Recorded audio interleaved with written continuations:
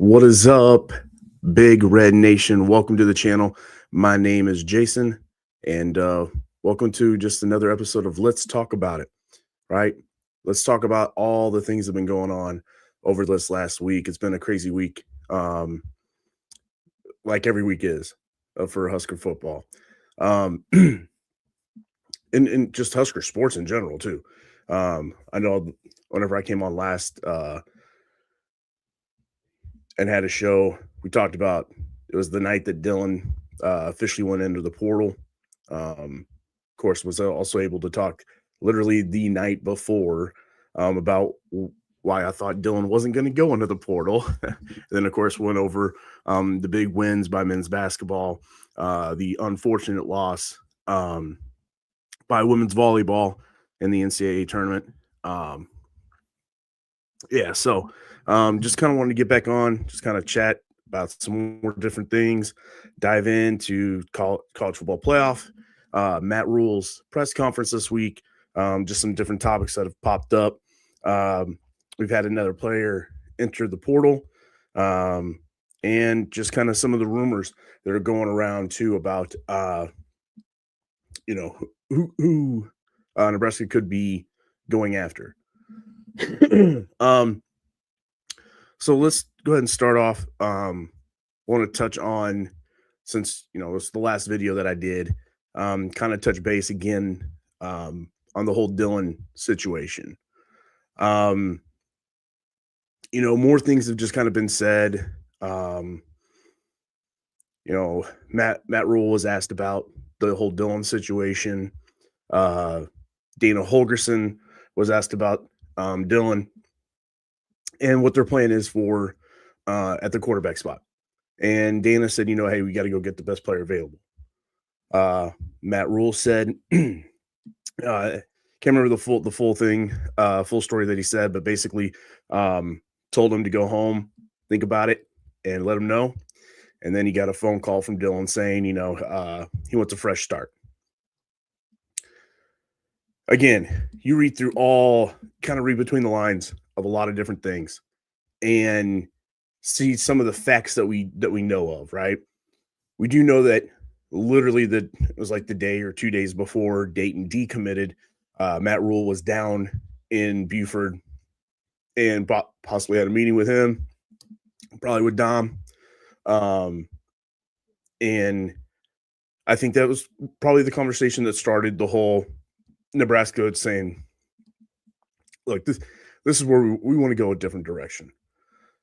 And I think this is the beginning of another thing that I'll get to whenever we kind of talk more about Matt Rule's other statements he made in the presser, but it's kind of the beginning of Matt Rule taking his program back and finally doing this and getting this program back in the vision of how he saw it going forward whenever he was first hired. And, again, like I've said many times, no disrespect to Dylan. I think him coming here, it had to happen. If he wanted to, I think it had to happen. It's unfortunate that it never blossomed the way that we thought it would. It does. That does suck. But you're going out there and I highly doubt, I don't know.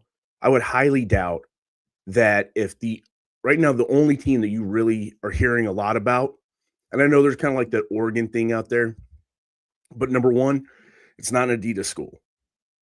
Okay. There's a contract there with Dylan that I think with Adidas that I think would prevent that. The other thing, they've got Dante Moore, who's still got eligibility. I don't think Dante Moore's doing in the NFL yet. Secondly, Dylan doesn't fit their style of quarterback that they like to run up there in Oregon. We talk about needing to have, we're moving on from Dylan to kind of establish getting a running dual threat quarterback. I mean, that's kind of what Oregon does. Dante Moore can move around and run if he needs to. Dylan Gabriel was that kind of way. Bo Nix was that kind of way. They weren't just stand in the pocket and throw. Now, were they guys that were going to go run quarterback sneaks and option plays, 15 times a game? No, but you know, they're going to run the ball a lot more than what Dylan does. So I don't think that's I just don't think that's a fit. Let's say Dante Moore does go to the NFL, which I'm not sure if he can. I think he's a third year sophomore. So I can't remember the rules on that now because, it's so weird, being the age that I am here in the last year or so, you keep seeing all these guys coming up with lawsuits trying to stay in college longer. And, it was not that long ago. I remember being in high school and you had guys suing the NCAA and the NFL to get into the NFL quicker, and just within 20 years, that's all. Like now guys are like, no, I want an eighth year. No, I think I should be able to go play 2 years in junior college, come to a group of five. If I only played 1 year group of five or an FCS at a JUCO after a JUCO, then I should still get another like 5 years of eligibility in a power 14, like it's crazy. But so I can't remember where the levels are of if it if a red shirt counts as like the 3 years before you can enter the NFL draft, or if you just have to be a junior still, or what the rule is. But I don't think Dante Moore's going to the NFL yet. So therefore, why would Dylan go to Oregon? I think the Oregon name is being floated out there by the Dylan camp. So then other people that are pursuing him think that somebody with a lot of money is out there offering them some stuff. In fact, I saw a report today, and can't remember who it was. I think it might have been on 3, talking about grouping Dylan in the group of quarterbacks that are going to be able to receive upwards of $5 million. What has, no offense, but what has Dylan done in 2 years that would garner him being part of a group of quarterbacks that could garner $5 million? I don't think he's done that well. I mean, if he has done well enough to garner $5 million from another school, like we should be in the playoffs right now. Okay. Like I just don't see that happening. So the only team though that I hear multiple times from different people, whether it be, Pete Thamel, Pete Nikos, all these different reporters online, is Louisville. Hey, okay. I mean, does Louisville have $5 million to give to a quarterback? Like a lot of those things aren't adding up. I think we're kind of maybe seeing a little bit of a Nico situation with Dylan. Think maybe he thought he was still worth a lot more than what he is. Again, coming off of a broken leg, how many suitors are you going to get? That's why, again, that's still why I think there was sound logic from my point of view of me saying I didn't think he was going anywhere. Because who's going to spend all this millions of dollars on a guy that's still not even done with his rehab on a broken leg? I don't care how minor or not it was. Like that's a huge investment that you have no idea what type of return you're going to get on that. So, again, no ill will, because I personally think this will be huge. I think this is a huge moment in this program, especially under Matt Rule. I think this is going to benefit our program. Obviously, Dana and Matt and Pat Stewart have to nail this incoming quarterback situation. They have to get this right, and not just get it right, but get it like really right. Kind of like how I talk about a lot of the coaching changes that we've had over the years. Outside of the Frank one, where I still think maybe it was a good idea to move on from Frank. Maybe just I thought he needed another year to prove under that new coaching staff. I thought they were still kind of moving in the right direction. Um, but like a lot of people will still say that we shouldn't have ever fired Bo.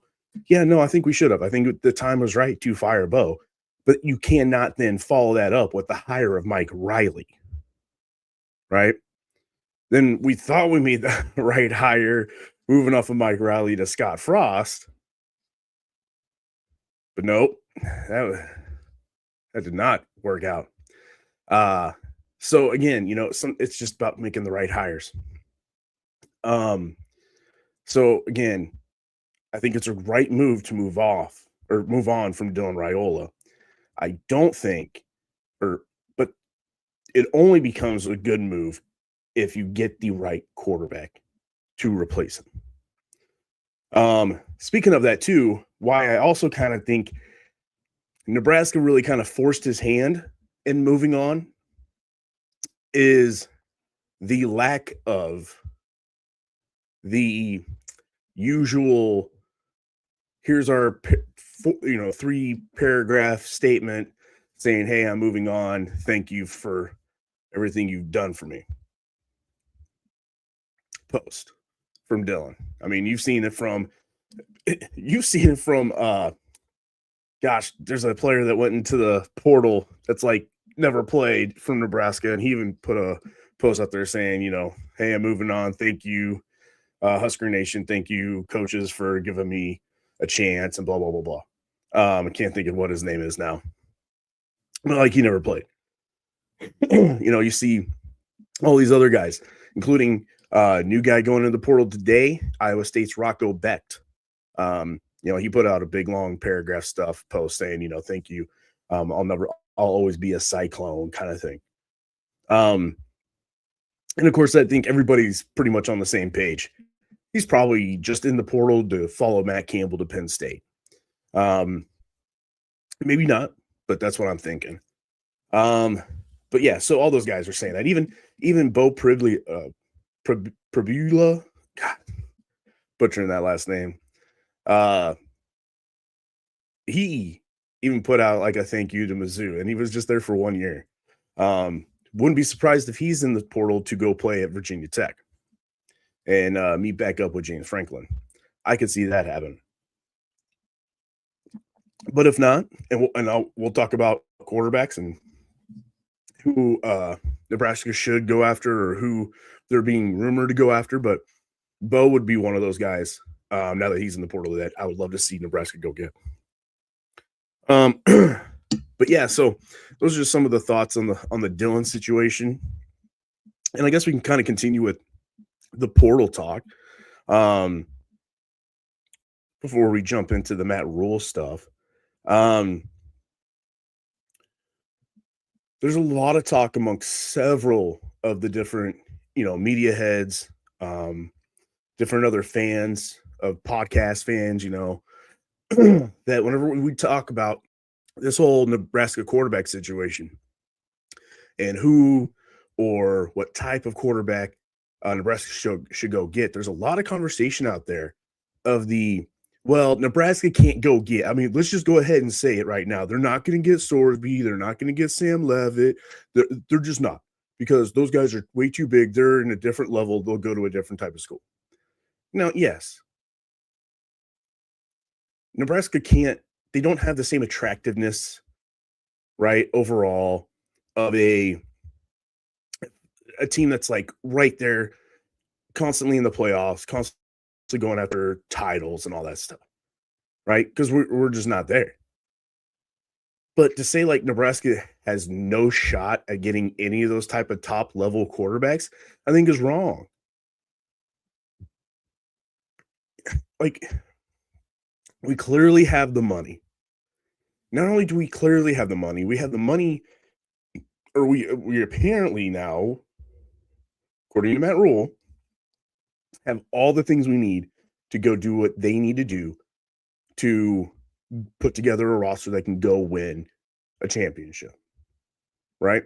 Like, he didn't fully say to go get a championship, but that's roughly kind of what he was saying, especially after he signed his extension. Now, we got that, right? So let's say they do have that extra money to expand. and get the right quarterback that they absolutely need, right? We had a Dylan Raiola. We had one of those guys that everybody else is saying is one of those elite quarterbacks that are available. So we just had one of those guys.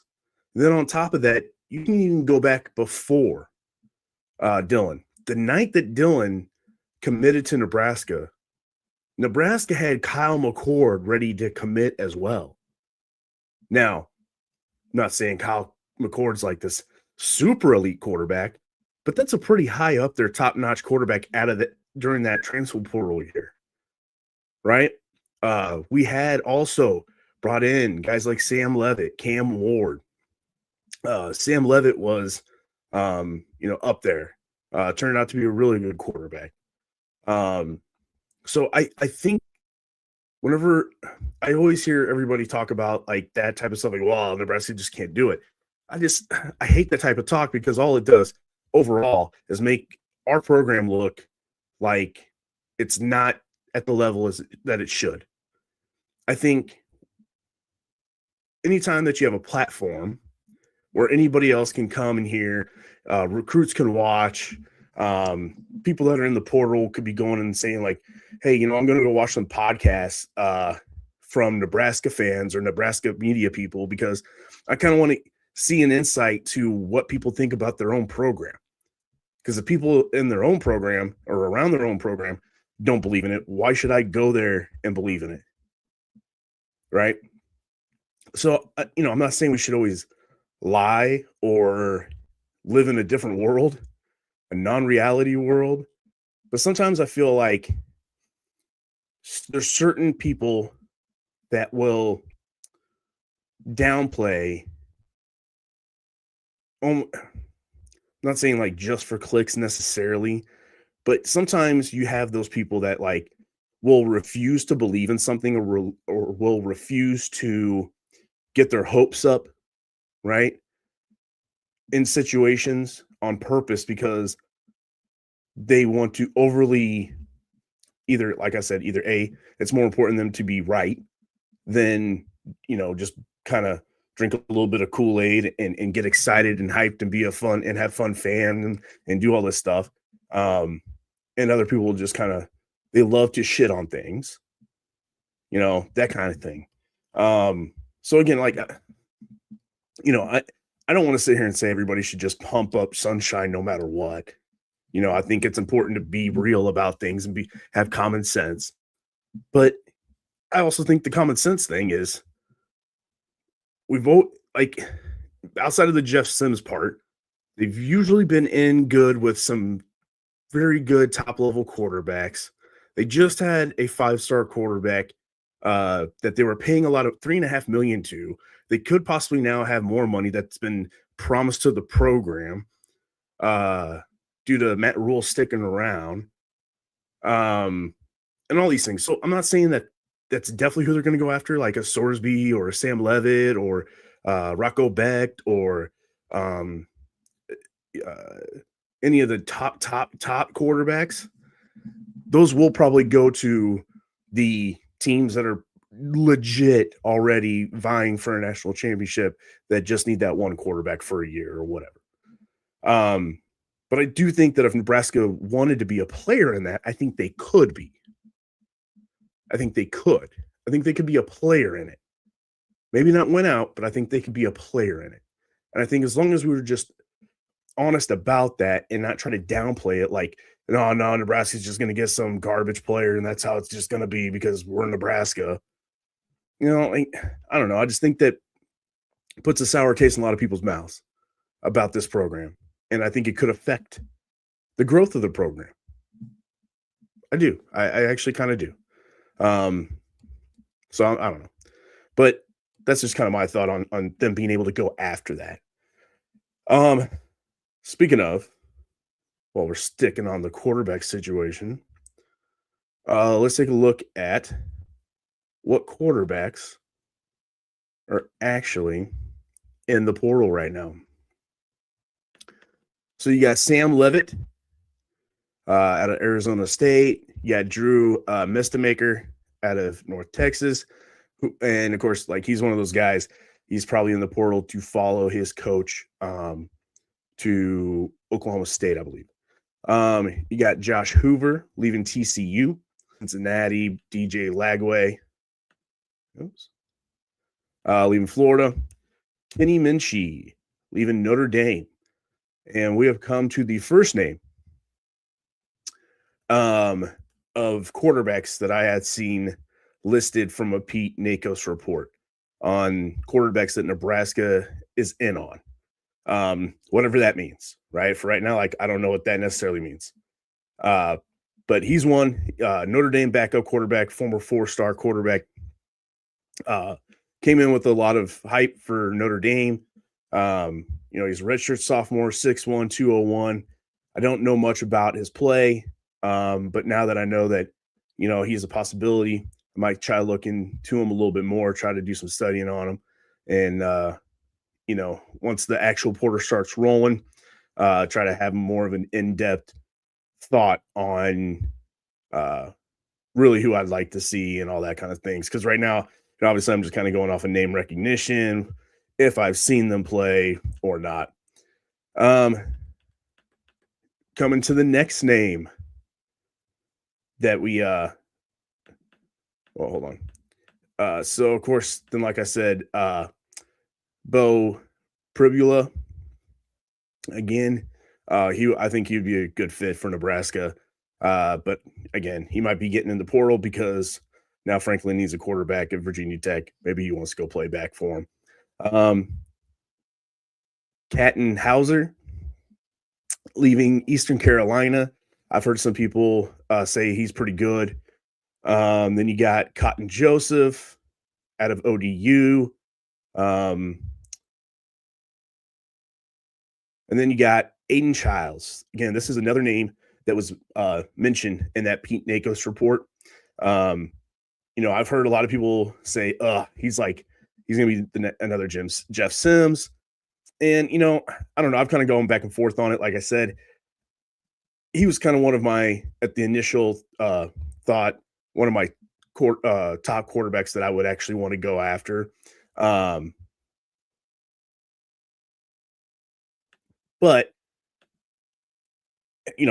I don't know. He would definitely not be one of the top, wouldn't be one of my first two. And now that I'm seeing some of these other guys that have been popping in, he kind of keeps dropping on my board. But at least he does have proven starting experience in the Big Ten. He is a guy that can run. We saw him do that against us this year. You got Jaden Davis, who is the backup quarterback at Michigan. Trey Owens out of Texas.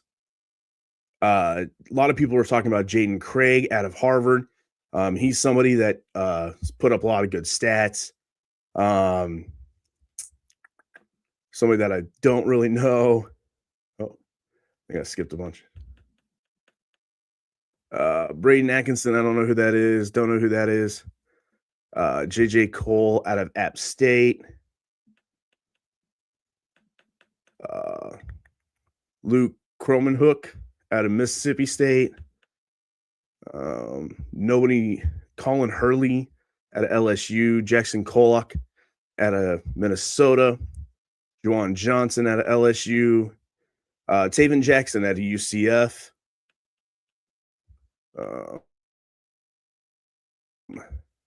See if I can find the other name that was mentioned.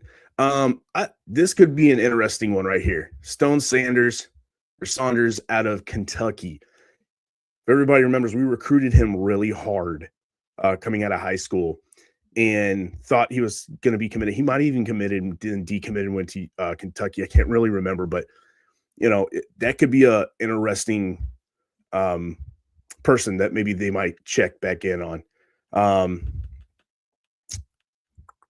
Malachi Singleton out of Purdue.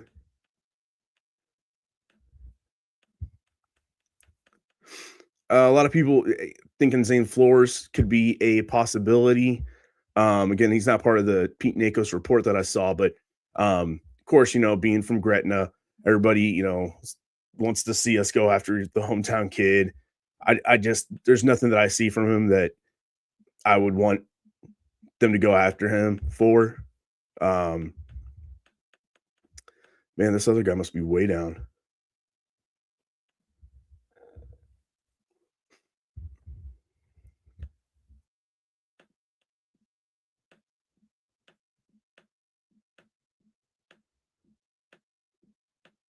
All right.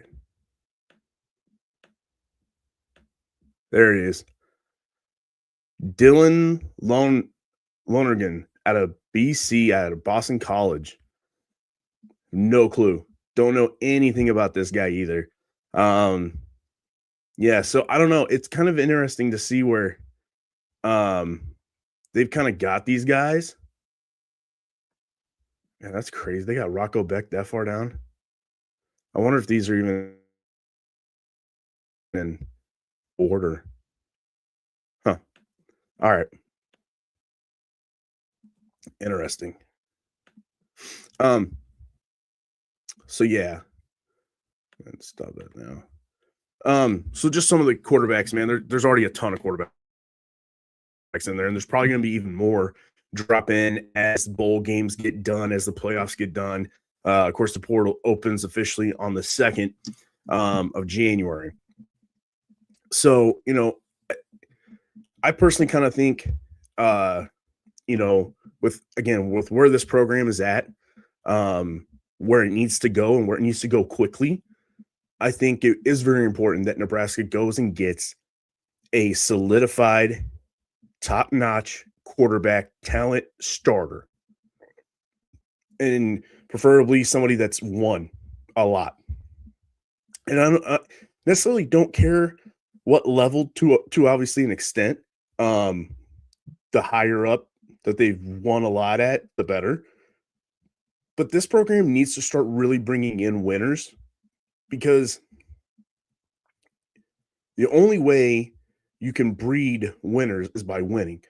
But whenever you've got a ton of people on a roster that has only known losing for the most part, the only way that they ever learn to win is learning on the fly.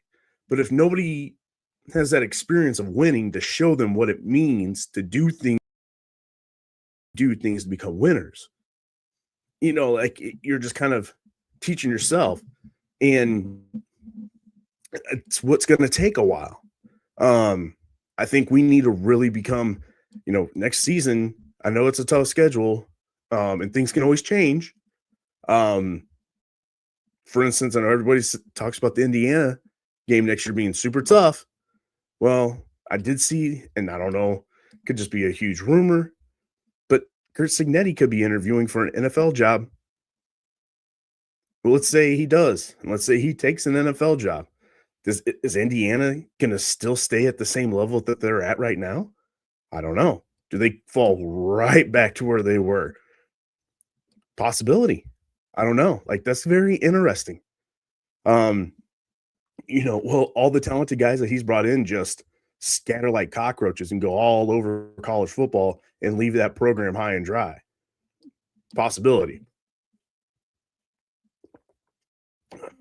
So, again, things can change, especially in college football now, in this era of college football.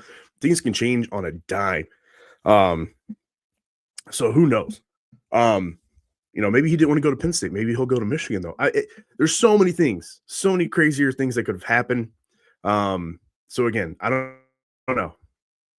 All these things could be different in a month. We could think about that 26 schedule in a totally different way.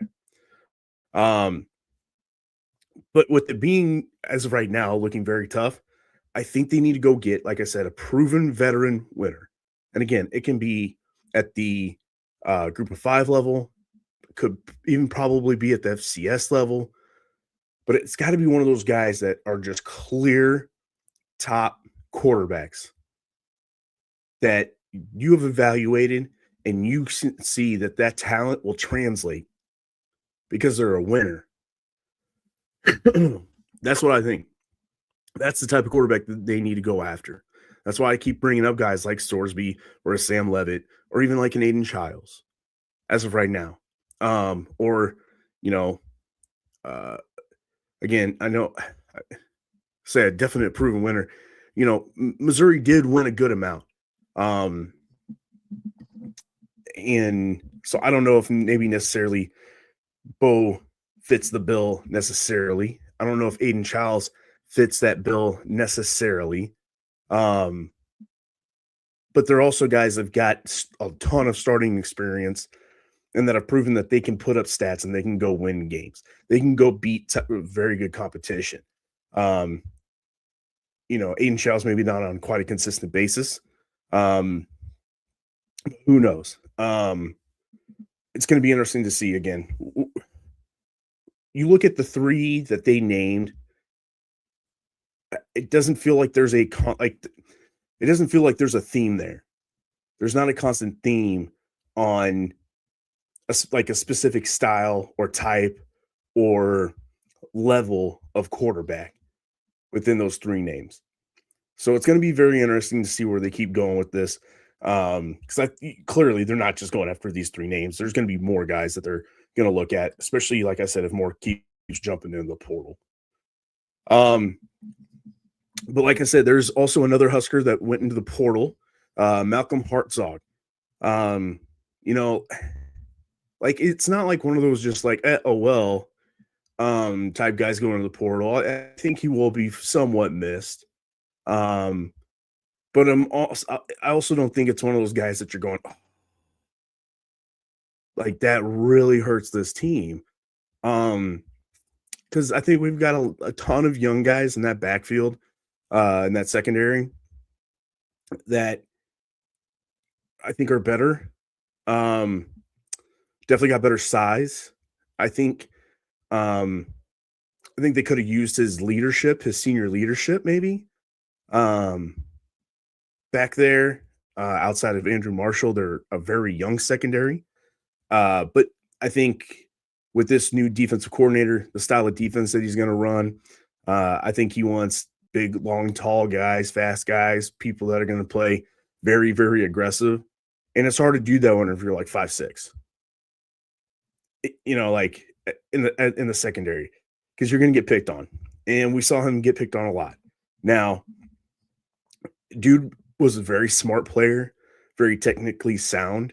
But whenever you're 5'6" and you're going up against a wide receiver that's 6'5" and 210 or 215, and he's just going to own you all game long. That's just how it's going to be. So again, I hope he goes to a good team. I hope he does really well. He's definitely one of those guys that definitely no ill will towards at all. You're not going, this sucks. But at the same time, I think he will be somewhat missed. Let's see here.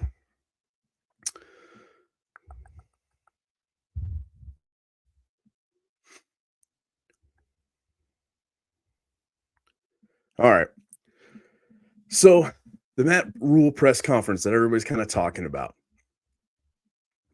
The main thing was kind of his reaction and his response to Steve Sipple's question about the whole like a program reset.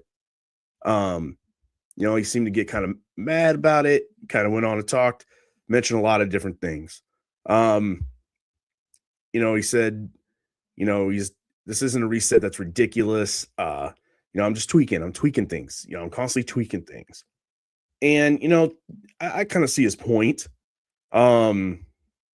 But,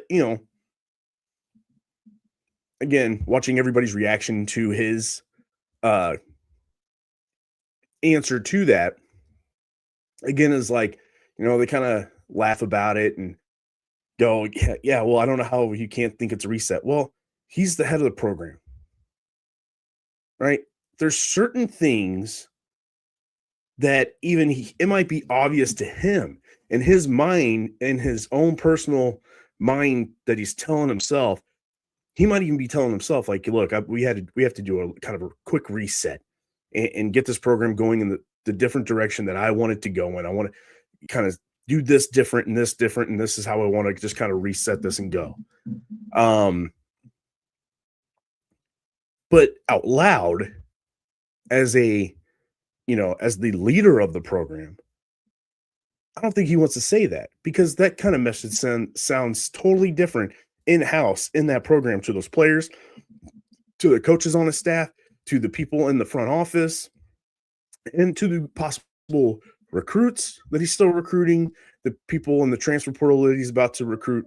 I mean, think about how much harder it would be to get certain top-notch players that have a choice to go to a team that's currently already in a good spot with their program as far as winning or going after championships.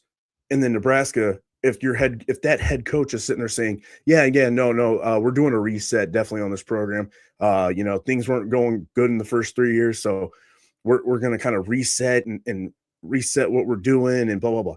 No, I think that sends the wrong message as far as from the head guy. I mean, there's just in not just this situation, but many situations where, you know, it's okay for media, it's okay for fans to say certain things out loud or talk about certain situations in a particular way, but the people in the program can't.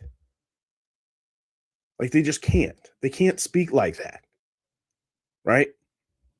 So again, like people, and then you get people just kind of making fun of it, being, harsh about it. And I just don't see why. Like, what would you expect him to say? Again, he's the head coach of the program. He can't talk like a fan. Like he just can't. So I don't quite understand that. But everything that he talked about in that, I loved. I love the new passion that like he's kind of showing. I love that new just kind of like toughness that I felt like was kind of going away after year one of Matt Rule. Um, again, he can't be fully honest as the leader of the program out loud in public like this. But I'm glad he finally at least kind of hinted to it again about, this program was dead for 10 years. The last handful of years, I've really had to do a lot of work behind the scenes to get this program back.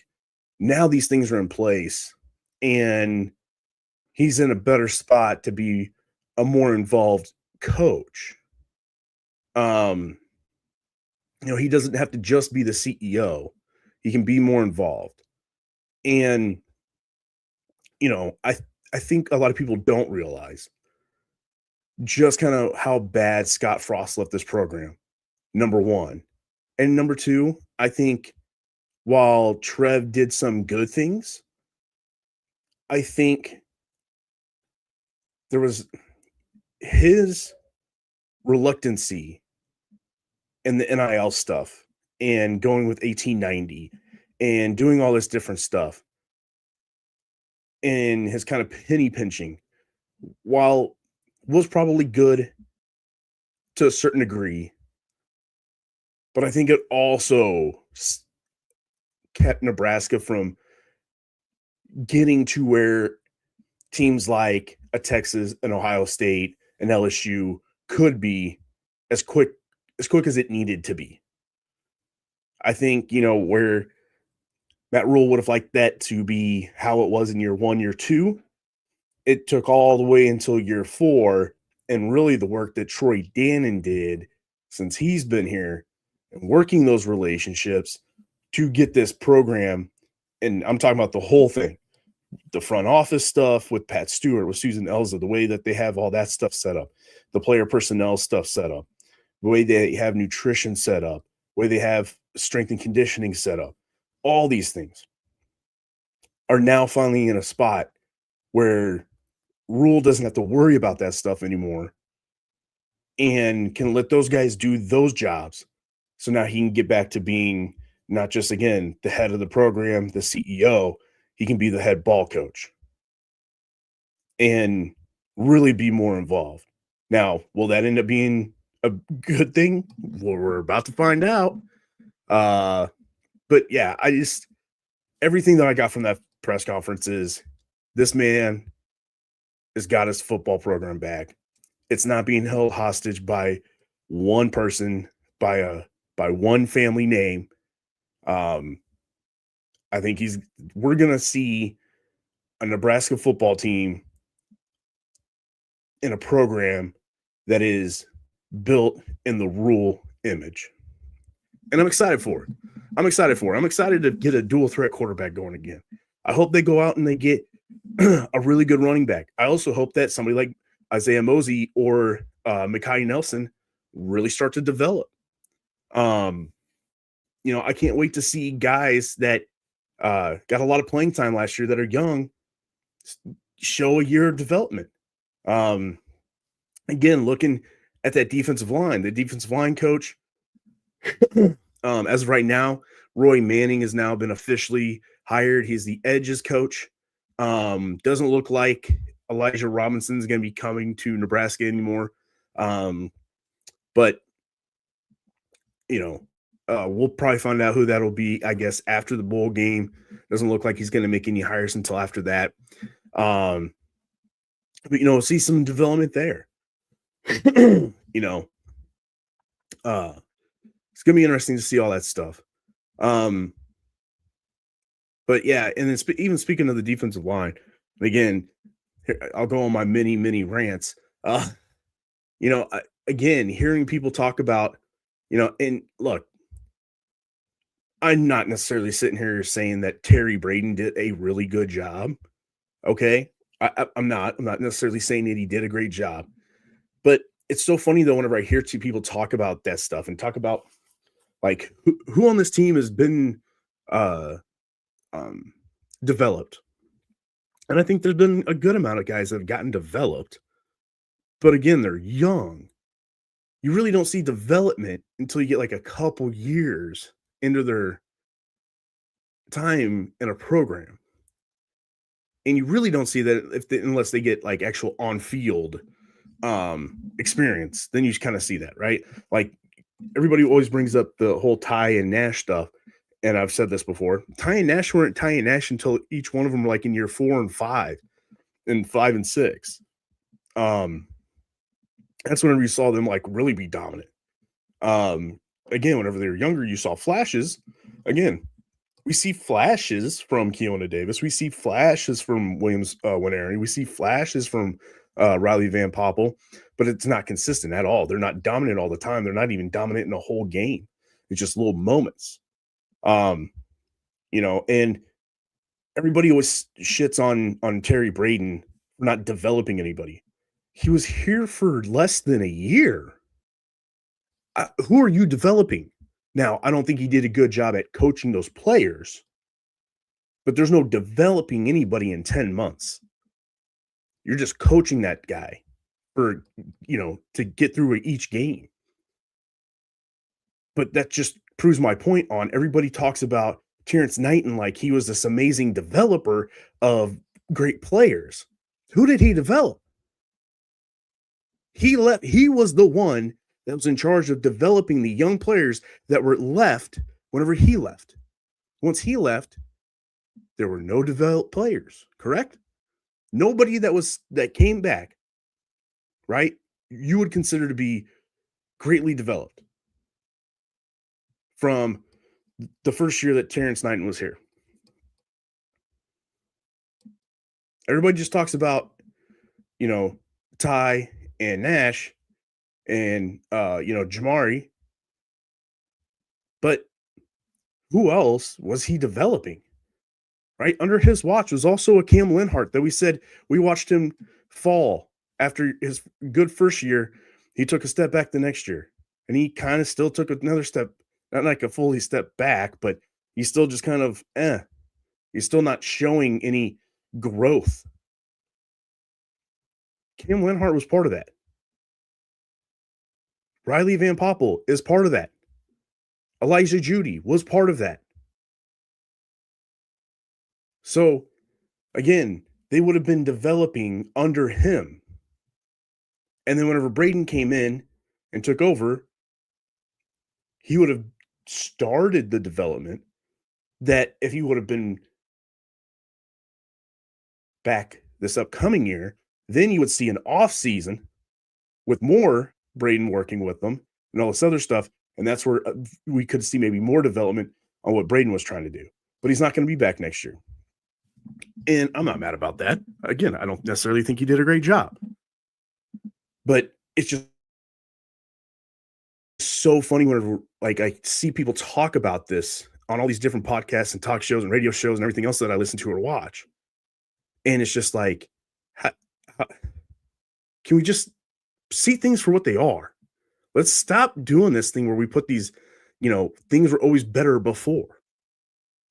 Because whenever Terrence was here, whenever Tony White was here, we complained about what they didn't get accomplished on their defense. I mean, their defense is good, but he also sucks at getting off the ball or getting off the field on third downs. He still has, performances like the Indiana game.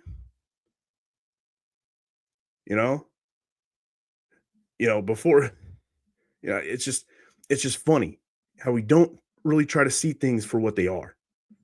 And so, yeah, again, my rants, but it's just, maybe it kind of goes back to the whole thing of, like I was saying, where I think sometimes Nebraska fans, we just need to take a deep breath sometimes. And again, try to see things for what they are. I know it's frustrating because, man, I'm right there. I'm right there with you guys thinking, because I'm always the guy that's like, hey, I've seen people and programs come in and turn it around very quick. And not just in the way of like Kurt Signetti, but, it only took like a year or two way back in the day whenever Bob Stoops came into Oklahoma and turned them back into a power. Nick Saban, it took him about 2 or 3 years, but boom, then hit the ground running and had Alabama in maybe its best run Alabama's ever had in their history of football. Like you kind of see these things where they don't take so much time. So I'm always the guy that's kind of always says the mantra of, well, why not us? Why can't that be us? But just because I always go in with that hope of, why not us? Why not us this year? Why not us next year? If they go out and they get the right guys and they play together like a team, like a brotherhood, and things start really getting positive and change, and they finally get that one good win against a ranked team and they get that monkey off their back, then all of a sudden, boom, they're on a roll. Why not us? Look at the basketball team. I know it's like year 7 of Fred, and we don't necessarily have that type of patience for our football program, but maybe it takes 4 years for Rule. And now things all of a sudden, what if this is the year that he's made the right changes, made the right tweaks that he says, and they go out and get good players. They put together a money roster. Maybe he learned some things from his buddy McGuire down in Texas Tech and went, yeah, no, maybe that's how I need to do it. Maybe that's not the wrong way to do it. Maybe that is the right way and the only way in this era of college football to do it. And maybe we'll see. We'll see whenever the portal opens. Are we going to go after we go start? Are we going to bring in a Dylan Edwards? Excuse me. Are we going to go get, some of these top guys that are going to jump into the program? I've seen a lot of South Carolina offensive linemen, a lot of Georgia Tech offensive linemen jump into the portal. Are we going to go put the money where our mouth is and make these offensive and defensive lines exactly where they need to be? Are we going to go get a top quarterback? Are we going to start proving that we're a big boy program? I hope so. I really do. And it could always change. But at the same time, like, got to look at it for what it is.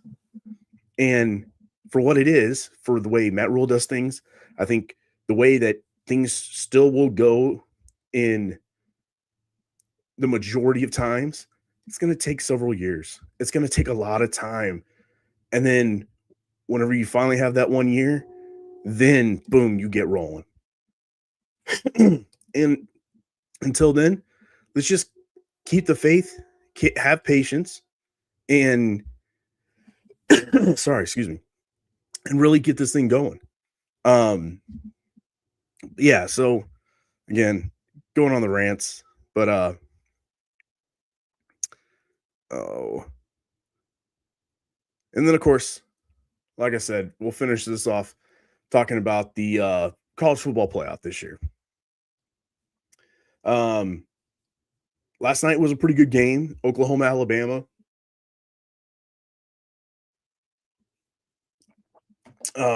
I at first I thought Oklahoma was just going to run away with it, but then Alabama came back.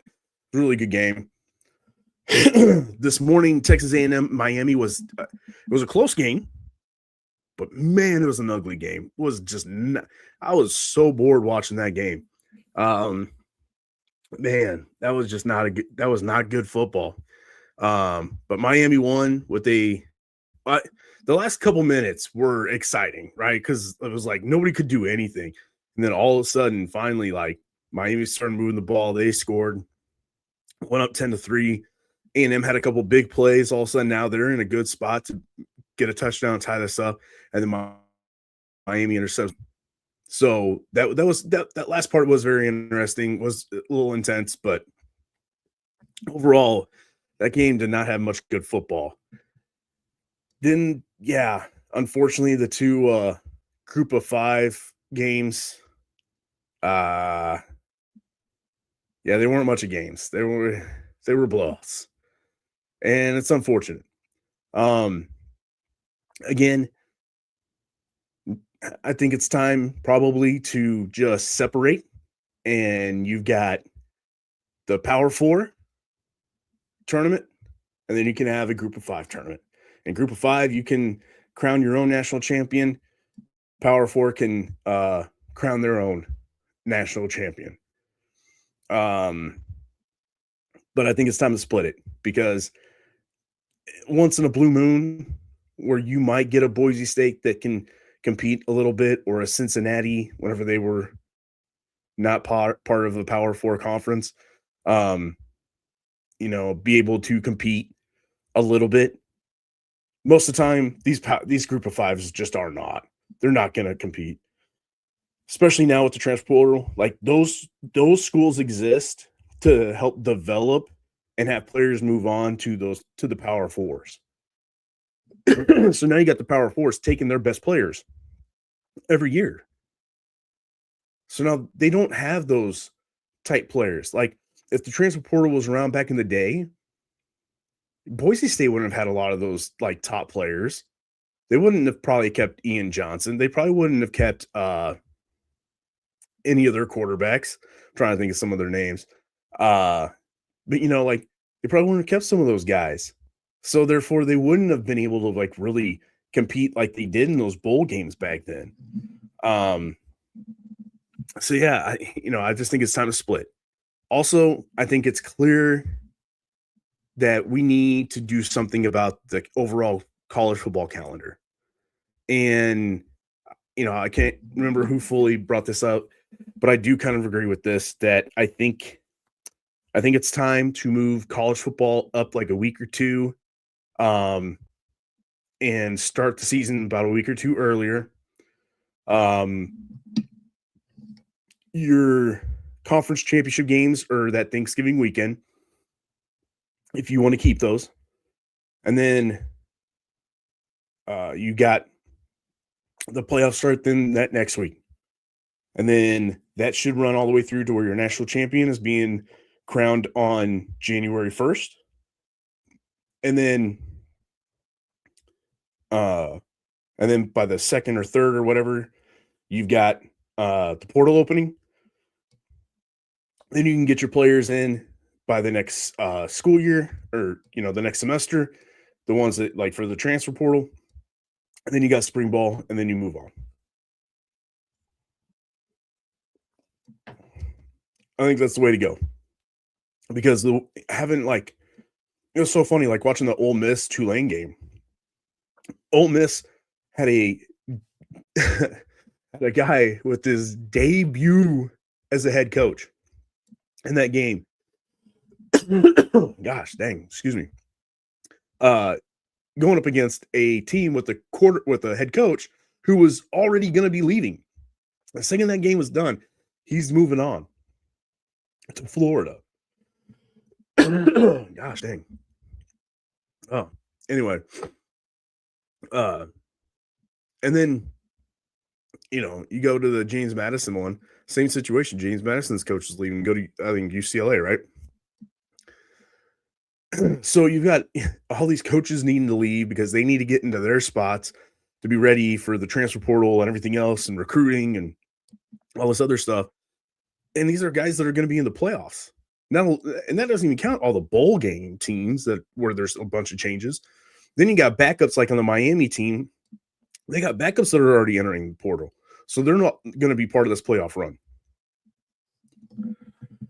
You got all these things going on that should not be happening whenever you were in the middle of crowning a national champion. You shouldn't have these situations. So I think that is the best idea, best move on the calendar. Move the season up like 1 or 2 weeks. Can't remember like how that all lines up. Crown your national champion around January 1st. You have the portal open within a couple days after that.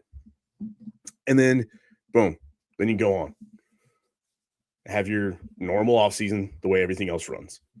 But yeah, something definitely needs to change because you can't have this type of weird chaos in the middle of, playoff season. You just can't. That's just it's a bad look. Bad look. But all right. Probably won't do a show next week, because it's Christmas. Probably won't have a whole lot going on. But then after that, I'll do a preview for the Utah game. And then, of course, we'll watch a football game. Then I'll do a post show. And then we'll start jumping right into portal season and see what Nebraska does this offseason to put together a team that can go out and try to make a push for the playoffs for next season. So a lot of fun. Then, of course, on January 2nd as well, Nebraska plays Michigan State. Hopefully by then, men's basketball takes care of business against North Dakota. And God, I just forgot now who their second game again is against, but they take care of these two much, much, much lesser opponents. Who knows? Maybe they're roughly a top 10 or close to top 10 team going up against Michigan State. And then who knows what can happen in that game. And man, I'm going to be here for the ride. It's going to be a lot of fun watching Husker men's basketball this year. So stay tuned for all those type of shows. Again, we'll always be here to talk about any type of topics. You can get plenty more rants from me going forward. So until then, Husker Nation, go Big Red.